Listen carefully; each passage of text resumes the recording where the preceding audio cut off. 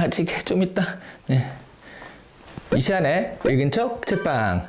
안녕하세요. 성신여대 겸임 교수이자 비즈니스, 테크, 인문 쪽으로 글을 쓰고 있는 작가 이시안입니다. 정말 엄청난 책이 나왔는데요. AI 시대에 인간은 어떻게 일자리를 빼앗기지 않고 경쟁력을 가질 수 있을까 알려줄 수 있는 그런 책입니다. AI에 대체되지 않고요. AI를 활용해서 자신의 능력을 10배로 만들어야 한다. 이런 이야기는 많이 들어보셨을 거예요. AI를 사용하는 방법이 바로 적절하고 구체적인 질문을 잘하는 것이다. 이런 얘기까지 들어보셨죠? 하지만 여기에 의문이 하나 남아요. 점점 질문하는 요령들이나 방법들을 배우게 되니까 어느 정도 수준 이상이 되면요. 질문의 차이가 크지 않다는 겁니다. 그렇게 되면 대답 역시 비슷하게 나오면서 차별점을 찾기가 어려워지거든요. 어떻게 인간은 그렇다면 차별성을 가져갈 것인가?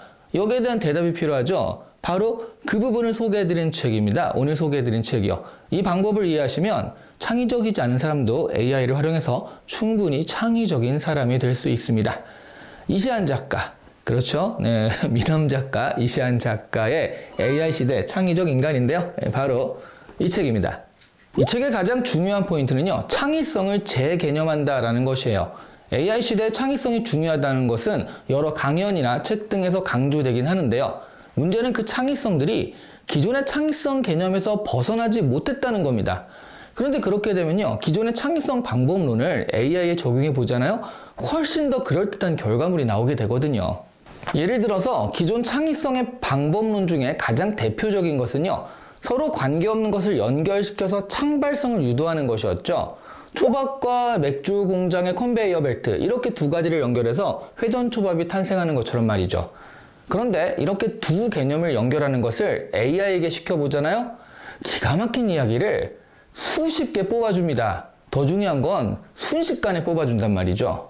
제가 챗GPT에게 로제의 APT, 아파트죠. 아파트 노래를 프랑스 대혁명과 연관시켜서 해석해달라고 한번 해보았습니다. 서로 좀 관계가 없어 보이는 것들을 억지로 붙여본 거예요.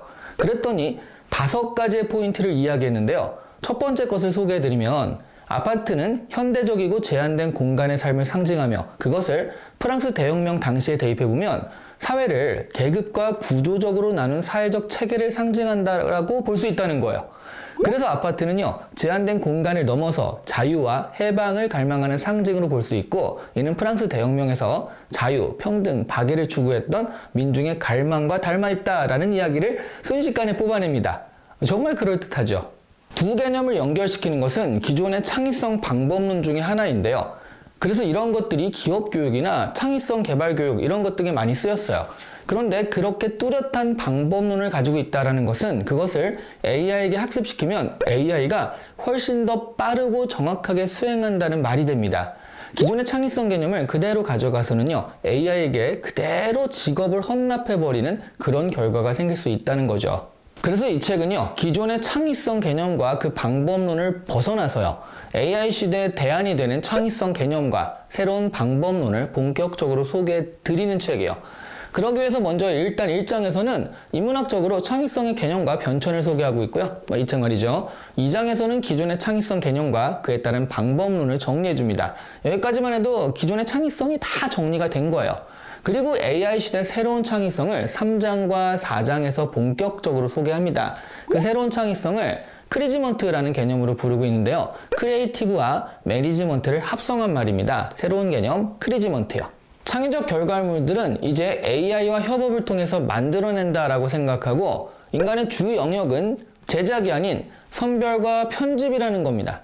기존의 창의성 방법론에 대한 구체적 실행은 AI를 활용하라고 얘기하고 있고요. 대신 결과물들이 나오면 그게 10개, 100개를 만들어낼 수 있는데 그 결과물 중에 실전에 잘 쓰일만한 것들을 선별해내는 눈, 그리고 그 결과물들을 잘 편집해서 새롭게 또 가공해내는 손, 이런 것들이 AI 시대의 인간의 창의력이 된다라는 것이에요. 예를 들어 얘기해보면요. 예전의 노래는 작곡과 작사가 같은 창작자가 만든다는 개념이 강했었는데요. 최근에 K-POP 같은 경우를 보면 프로듀서가 노래를 핸들링한다라는 개념이 더 강하죠. 글로벌 걸그룹인 뉴진스의 노래를 누가 만들었는지는 잘 모르지만요. 뉴진스의 프로듀서인 미니진의 이름은 꽤 잘 알려져 있습니다. 40년 전 일본 노래를 베트남계 호주인인 한이가 도쿄돔에서 부르게 해서 큰 화제를 불러일으켰던 사람이 바로 미니진이죠. 새로운 것은 아무것도 없었지만 40년 전 노래를 지금 시대의 맥락에 가져다 놓는 것만으로도 새로운 느낌을 나게 했어요. 이런 것이 바로 편집이고 프로듀싱이라고 할 수 있습니다.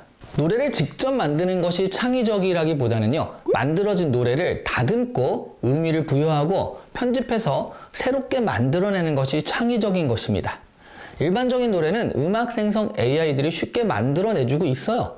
사실 AI가 만들어준 우리 시안책방의 로고송도 있습니다. 제가 나중에 뮤직비디오로 만들어야지, 그래서 공개해야지 라고 생각하고 있어서 아직 채널 공개는 안 했는데요. 제가 잠깐만 조금만 들려드리면요, 이렇습니다. 한적한 거리 모퉁이 빛나는 작은 책방.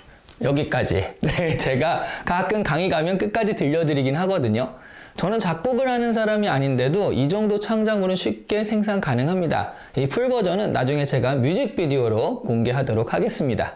업무에서도 마찬가지입니다. 창의적 기획안이나 창의적 문제 해결을 혼자서 다 생각하는 것은 한계도 있고 효율적이지도 않아요. 무엇보다 대부분 창의적이지도 않습니다. 실제로 자신이 굉장히 창의적이라고 생각하는 사람들은 많지 않을 거예요. 그래서 적절한 질문과 요청으로 창의적 기획안이나 창의적 대안을 AI에게 만들어 달라라고 하고요. 그렇게 나온 많은 방법들 중에 상황과 맥락을 고려해서 적절한 것 하나를 선택하거나 아니면 두세 가지 방법들을 편집을 해서 새로운 방법을 만들거나 하는 것들이 좋다라는 거죠. 이것이 AI 시대의 창의성의 방법론이고요.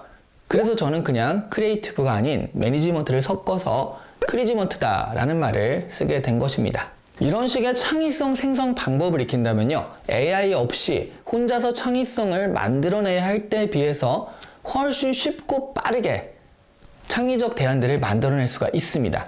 그리고 실제로 이런 안들이 더 창의적이기도 하고요. 효율 면에서는 따라올 수가 없죠. 이것이 바로 AI 시대의 창의성이고요. AI 시대의 경쟁력입니다. 아직도 AI 시대에 전통적인 인간의 창의력만이 AI와 맞설 수 있는 무기다라고 생각하시거나 그렇게 말씀하시는 분이 있다라고 한다면 아직 AI를 제대로 써보지 않으셔서 그렇다라고 할 수 있을 것 같습니다. 오늘 이시안의 읽은 척 책방은요, AI 시대의 생존의 방법을 담은 책이라고 할 수 있는 바로 이시안 작가의 AI 시대 창의적 인간 소개해드렸습니다.